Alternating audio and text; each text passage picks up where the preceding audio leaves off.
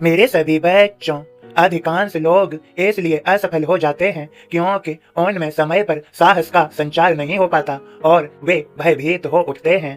तो समय पर साहस का संचार होना अति आवश्यक है।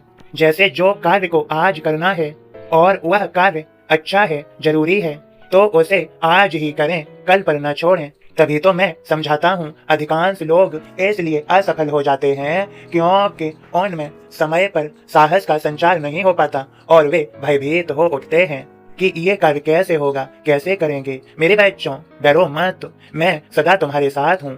चाहे कोई भी परिस्थिति हो, माथे पर सिकन न आने दो, स्वयं को कमजोर साबित मत करो। जब मन में छल कपट नहीं तो किसी से डरने की कोई आवश्यकता नहीं।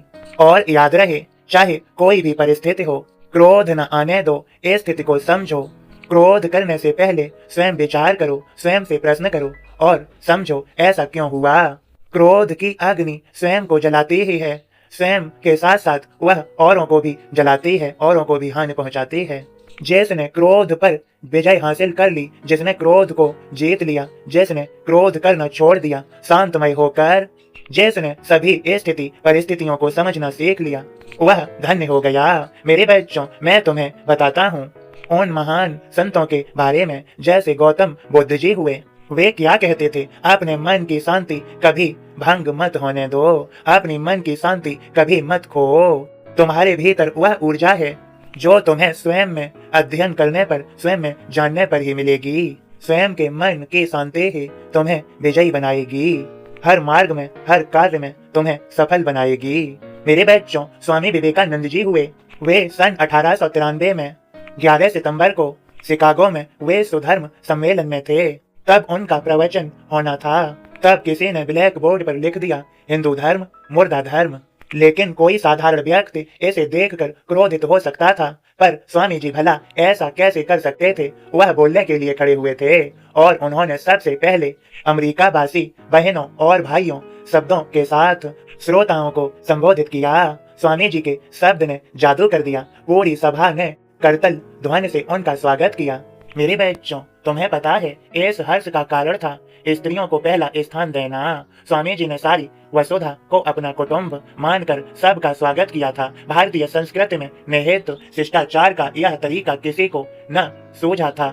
इस बात का अच्छा प्रभाव पड़ा। श्रोता मंच पर मनमुग्ध होकर सुनते रहे। निर्धारित 5 मिनट कब बीत गए पता ही नहीं चला। अध्यक्ष कार्डिनल गिवंस ने और आगे बोलने का अनुरोध किया। स्वामी जी 20 मिनट से अधिक देर तक बोलते रहे। स्वामी जी की धूम सारी अमेरिका में मच गई। देखते ही देखते हजारों लोग उनके शिष्य बन गए। और तो और सम्मेलन में कभी शोर मचता तो यह कहकर श्रोताओं को शांत कराया जाता कि यदि आप चुप रहेंगे तो स्वामी विवेकानंद जी की व्याख्यान सुनने का अवसर दिया जाएगा। सुनते ही सारी जनता शांत होकर बैठ जाती। अपने व्याख्यान से स्वामी जी ने यह सिद्ध कर दिया कि हिंदू धर्म भी श्रेष्ठ है, जिसमें सभी धर्मों को अपने अंदर समाहित करने की क्षमता है। भारतीय संस्कृति किसी की अवमानना या निंदा नहीं करती। इस तरह स्वामी विवेकानंद जी ने 7 समंदर पार भारतीय संस्कृति की ध्वजा फहराई। मेरे सभी बच्चों, समझो यहाँ पर, तुम में सहन शक्ति जितनी अधिक होगी उतनी ही गहराई से तुम चीजों को, सभी परिस्थितियों, सभी स्थितियों को समझकर उन पर सही सटीकता से निर्णय कर पाओगे। तो तुम मेरी आज्ञा का पालन करो और अपनी सहन शक्ति को बढ़ा लो। समस्याओं का, परिस्थितियों व स्थितियों का हल अलग अलग तरीकों से किया जा सकता है। अनेक तरीके हैं, अनेक प्रकार हैं। जैसे मेरे बच्चों, मैं तुम्हें और अधिक समझाता हूँ। जैसे कोई रोग है तो उसे अंग्रेजी एलोपैथिक दवाइयों से भी ठीक किया जा सकता है और उसे अन्य आयुर्वेदिक होम्योपैथिक दवाइयों से भी ठीक किया जा सकता है। और भयंकर से भयंकर रोग भी योग के माध्यम से ठीक किया जा सकता है। मेरे सभी बच्चों, एक समस्या के कई प्रकार से समाधान मिल जाते हैं, कई प्रकार से समाधान किए जा सकते हैं, लेकिन जो समाधान सबसे सरल लगता है वही सब करना चाहते हैं। जैसे किसी को अपनी बात मनवाना और वह बात नहीं मान रहा है और उसे जबरदस्ती बात मनवाना, तो क्रोध के माध्यम से बहुत से बात मनवाना चाहते हैं। बहुत से क्रोध के माध्यम से अपनी मनमानी, अपनी जिद पूरी करना चाहते हैं। मेरे बच्चों, अनेक साधन हैं, क्रोध ही जरूरी नहीं। याद रखो, जितना सोना आग में तपता है वह उतना ही चमकता है।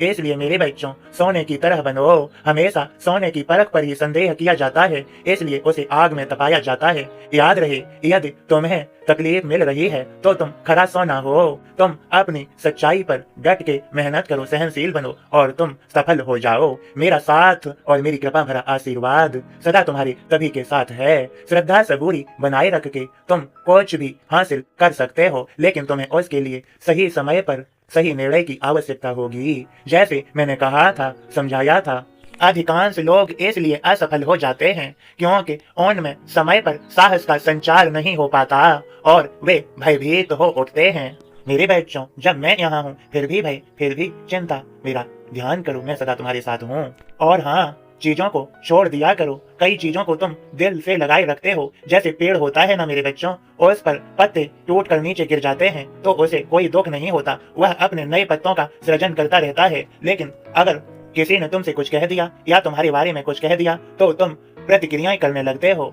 सहनशील बनो मेरे बच्चों, सफल हो जाओ। मेरा आशीर्वाद तुम्हें सभी को मिल गया है। मेरे संदेश को ज्यादा से ज्यादा शेयर करो। खुश रहो, सबका मालिक एक।